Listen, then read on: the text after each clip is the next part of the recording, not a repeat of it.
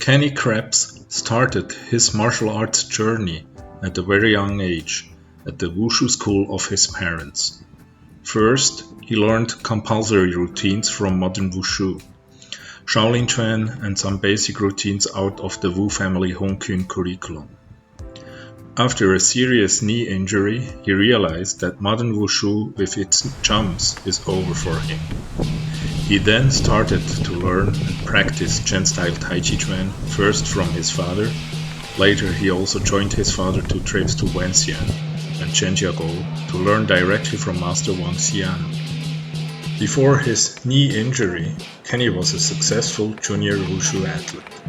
It was something like a sign from heaven that shortly after he deepened his study of Chen-style Taijiquan, that new competition formats of the European and International Wushu Federation gave him the opportunity to compete again.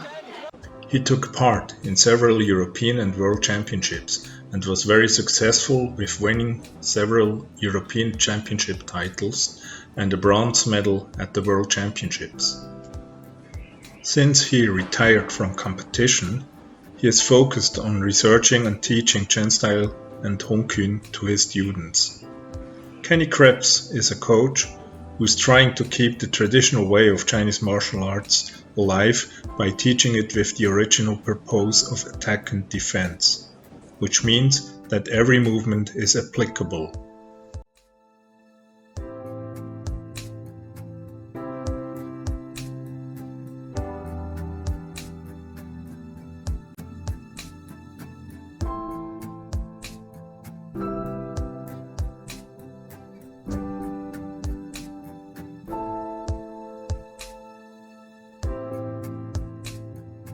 I met Kenny Krebs to talk with him about his traditional Chinese martial arts journey.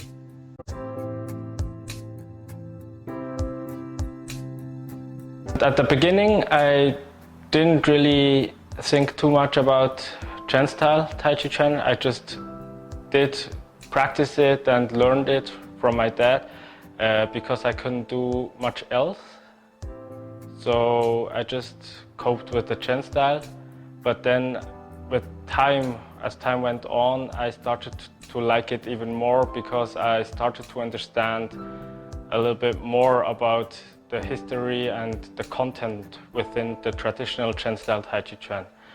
I also visited the Grandmaster Wang Xian with my father in China, and some of these training trips really I could benefit a lot from them.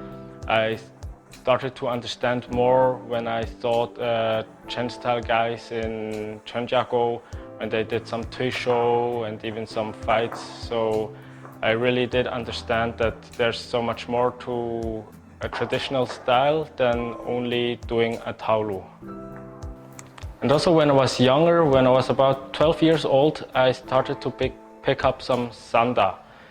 That's because also a lot of my friends, they ask me, you do Kung Fu, you should know how to fight, right? And yeah, I couldn't really fight at all. So I was maybe a little bit stronger and faster than most of my friends, but it was just because of the physical training I had and not really because I knew how to fight. So yeah, that's why I started picking up sanda, because yeah, it just trains a lot more than only the movement with hitting thin air. And when I later on started to practice some Chen-style Taijiquan and also some tuisho, I could really feel how I got better at sanda, in fighting, in throwing. It just I benefited a lot from it, and that's when I also started to dig in deeper into the martial aspect of the Chen-style Taijiquan. Later on, when I was getting better at the Taijiquan, the IWF also released some Chen-style compulsory forms where I could join international championships without doing some nandus. That's when I also started to do competitions again at the international level. So yeah, that's why I also know both sides of the coin, like the traditional aspect, but also some of the more modern aspects like performing, that it's with style and everything, so I know both of them, and I think I actually do like both of it, but now when I get older I retired from my competitions, and I think it's time to focus more on the traditional aspect of Wushu.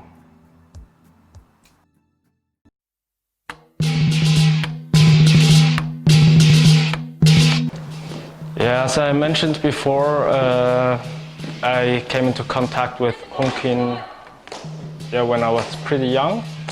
I learned a lot of Taoru. That's because my mom and my dad both studied under the same Hongkin master, Meiling. At the beginning, I didn't really focus too much on the style itself. I only practiced some of the Taorus that we did learn in some training camps or some training trips to Meiling. But when I got older, I also came to realize that there's so much more behind this style than just being an easier way of Nanquan. Because the movements itself are much more complex if you want to do them for real. I think the structures, the body, how you should move your body, how your stances are and everything, there's a lot more behind it than you can see with the eye at first glance. I think when you practice Wushu, it's a different thing if you practice modern Wushu or traditional Wushu.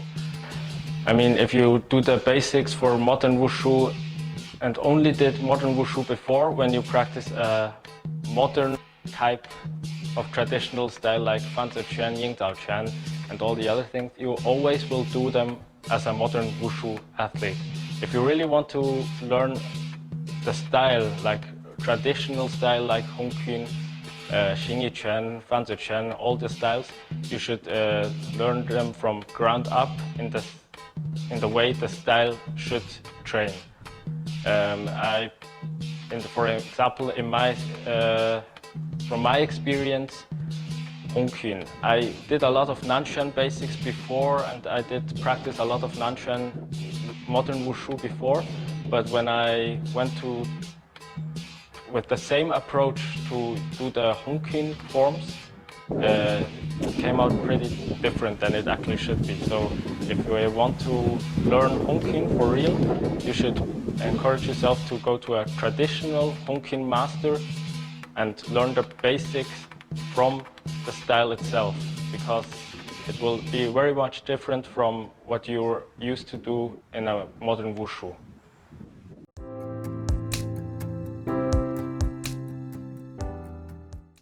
Now, we're looking at some impressions of regular traditional Wushu trainings at the Wushu Zentrum.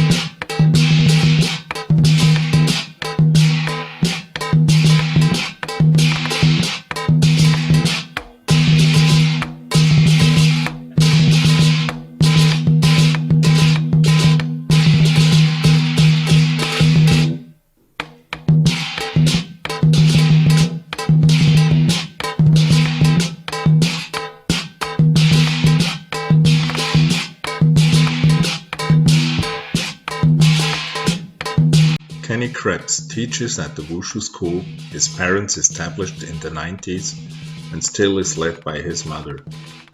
While his mother is teaching mostly the modern Wushu and standardized Taijiquan aspects, he's taking care for the traditional curriculum taught in the Wushu Zentrum. Kenny Krebs feels responsible to hand down traditional Wushu to the next generation.